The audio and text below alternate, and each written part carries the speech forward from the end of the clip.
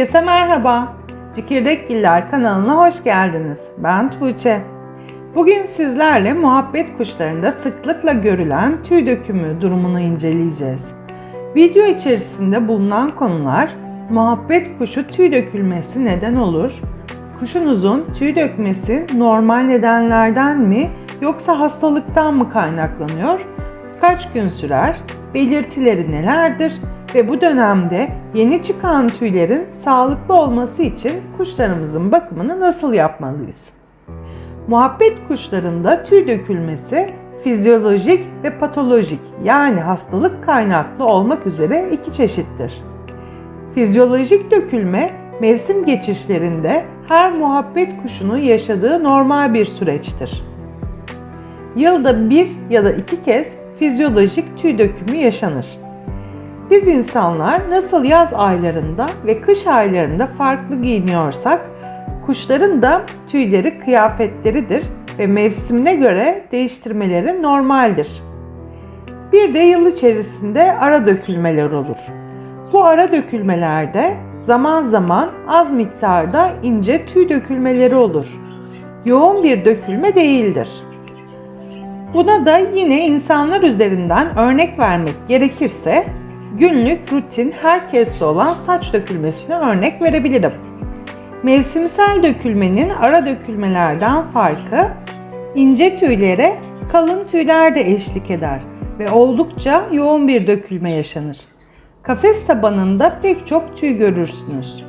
10 ila 15 gün kadar sürmesi gerekir.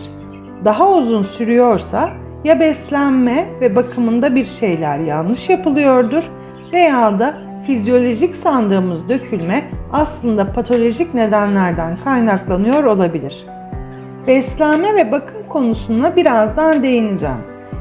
Eğer bakımında sorun olmadığını düşünüyorsanız bir veteriner hekime danışmakta fayda var. Fizyolojik dökülmelere bir diğer örnek de yavru muhabbet kuşlarının 3. ayda tüy değiştirmesidir. 6 veya 7 aylık olduklarında da yavruluk tüylerini tamamen atar ve artık yetişkin tüyleri tamamlanır. Artık renk tamamen oturmuştur. Bunlar normal dökülmelerdir. Bu bahsettiğim dökülmelerin haricinde olan yoğun miktarda dökülmeler patolojik kaynaklı olup mantar, French mold, bitlenme, dış parazit vesaire gibi hastalık durumlarından, stres ve depresyon gibi sorunlardan ve beslenmede yapılan hatalardan kaynaklanıyor olması kuvvetle muhtemeldir. Beslenme hatalarına vitamin, mineral eksikliğini ya da yulaf gibi bazı besinlerin aşırı tüketimine örnek verebilirim. Vitamin, mineral eksikliğinin yanı sıra fazlaca vitamin yüklemesi de bir diğer tüye girme nedenidir. Verilebilecek yiyecekler ve miktarları konularındaki videolarımı kartlar kısmına ekledim. Dileyen oradan da bilgi edinebilir.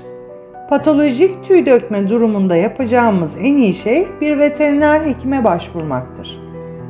Her muhabbet kuşunda farklı durumlar gözlenmekle birlikte muhabbet kuşları tüy dökme dönemlerinde genelde çevreyle olan iletişimlerini en aza indirirler.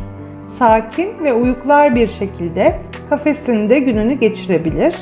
Normalde çok meraklı olan ve her şeyi dikkatle gözlemleyen muhabbet kuşları bu dönemde çevresinde olup bitenlere karşı ilgisizleşebilir.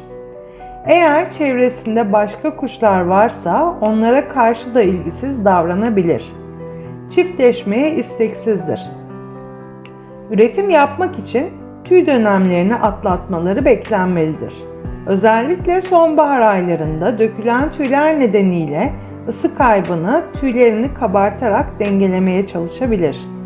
Tüy dökme döneminde kuşlarda karın ağrısı olduğu da bilinmektedir. Durgunluğunun sebeplerinden biri de budur. Ayrıca tüyleri döküldüğü için gözünüze zayıflamış gibi gözükecektir. Endişe etmeyin. Bu durumlar bazı kuş sahipleri tarafından kuşlarının hastalandığı veya kendilerine küstüğü olarak algılanabiliyor.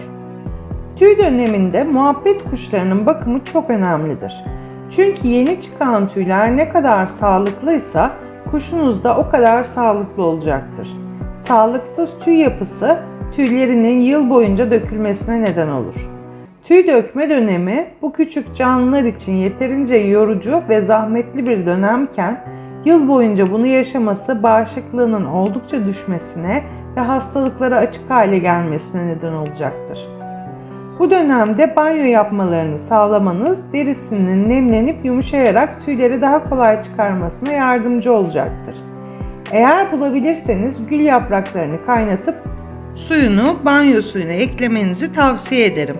Derisinin yumuşayıp rahatlamasına yardımcı olacaktır. Mamalarına mavi haşhaş tohumu katmanız karın ağrısını azaltmaya yardımcı olacaktır. Haftada en fazla 2 kez yarımşar çay kaşığı ekleyin.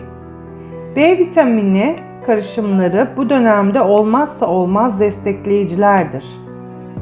Haftada 2 kez vermeniz kuşunuzun tüy döneminden hızlı ve rahat bir şekilde çıkmasına yardımcı olacaktır.